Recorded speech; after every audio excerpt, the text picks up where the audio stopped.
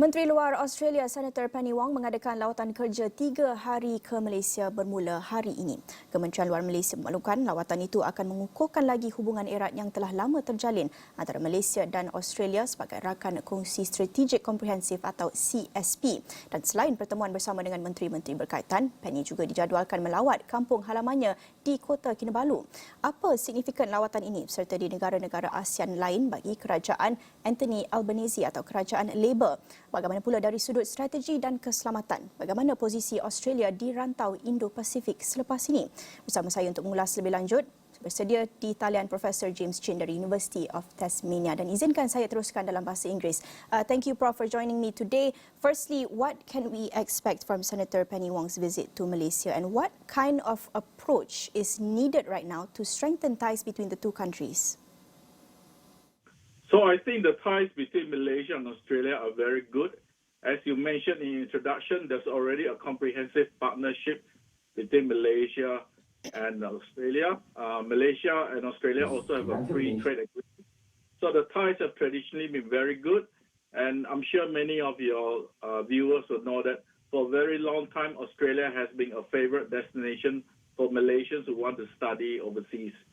So the ties have always been there. I think the purpose of a visit is to reinforce the ties and also to send a very, very strong signal to Malaysia and the ASEAN region that government policies in Canberra have changed because there's a new government in place. Some of your viewers may know that under the previous Morrison government, there was a bit of unhappiness in the ASEAN region, including Malaysia, especially over the announcement that Australia will adopt nuclear submarines in the future. I think that created a small issue between the two countries, and she's here to remind Malaysia that she has personal ties to Malaysia.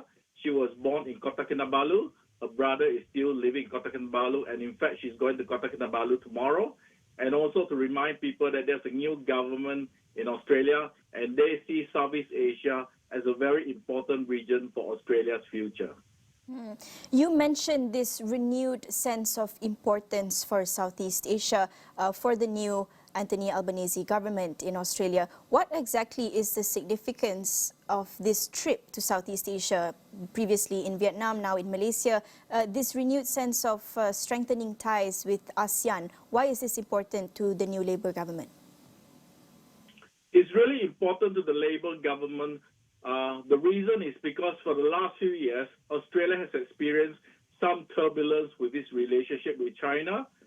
And now it is widely understood that in Southeast Asia, the great powers, especially the Americans, the British and Australians, they're facing the rise of China.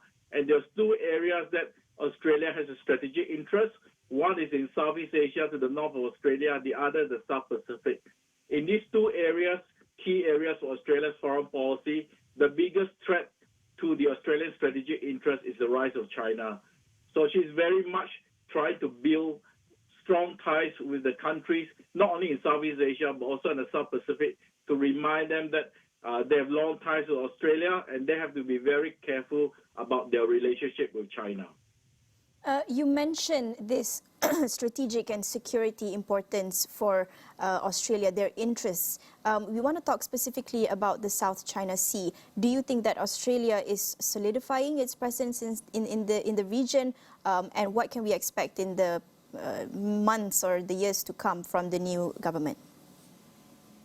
So in terms of the strategy of the new government in Canberra is really looking at enhancing ties, especially economic ties, with Southeast Asia. The country they're targeting is actually Indonesia.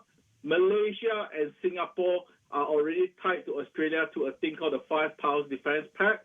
And as I mentioned earlier, the ties between Australia and Malaysia, Singapore goes back a long way, even before Malaysia became independent. They were all part of the British Empire, so there's no problems. It's just a reminder to the Malaysian government that there's a new government in Canberra, and this government wants to be very close to Southeast Asia. But for the Australian side, I think their target will be countries like Vietnam and Indonesia, where they don't have these deep-seated ties like they have with Malaysia and Singapore. Why exactly Indonesia, as you mentioned? What's the strategic significance there? Well, it's not only strategic importance. If you look at the map of Australia, right, the country facing Australia to the north is actually Indonesia.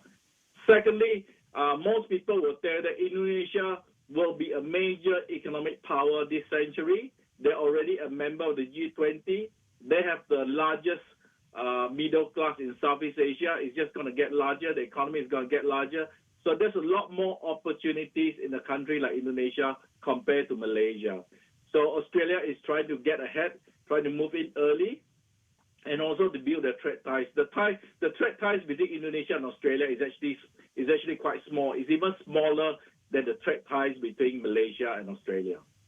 As you mentioned before, some of our audience may understand or may perceive the Australian government under the Morrison leadership. Previously, there was this need for more strengthened approach from the Australian government towards ASEAN. There was this sort of lack of close relations, as some might perceive.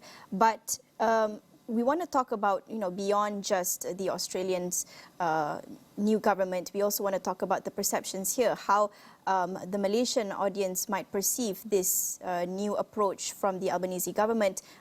What could perhaps be seen or perceived by Malaysians here? Are they interested in closer ties to Australia? What's there to benefit? So I think for the Malaysian audience, I think right now they're very, very happy. If you look at the social media, a lot of people are actually quite happy that a former Malaysian who was born in Sabah has now reached a minister's status in Australia, a key position, Minister of Foreign Affairs. So I think that in itself is actually counted as a very positive side among the Malaysian public. But I think in terms of the Malaysian public, they always understood Australia as a good country to send their children to study. And increasingly, you'll find that Malaysia is also one of the key sources for migrants, what we call skilled migrants from Malaysia to move on to Australia. So I think in terms of the immediate challenge, I think for the Malaysian public, the only complaints I've been hearing is that it's getting much, much harder to get a visa to visit Australia. So I'm sure the Malaysian Foreign Minister will raise that issue with Senator Wong. All right, thank you so much for joining me, Profesor James Chin of University of Tasmania. Itu tadi Profesor James Chin, University of Tasmania, sikit sebanyak kongsikan mengenai signifikan lawatan Menteri Luar Australia selama 3 hari di Malaysia. Ada banyak lagi perkongsian selepas ini, tapi kita akan berhenti seketika, kembali selepas ini.